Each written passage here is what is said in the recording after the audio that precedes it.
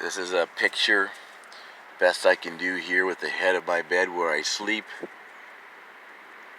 and the tarps have got blown off on the top where you can see where it's light. I know it's kind of dark in here.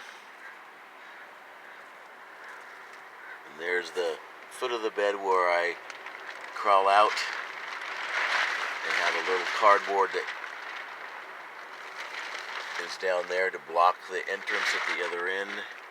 So this is a little bit of what I'm dealing with, and why I get a little frustrated of being here sometimes.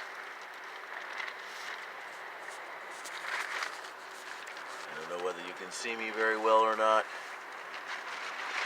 but I thought I'd just share a little bit with you.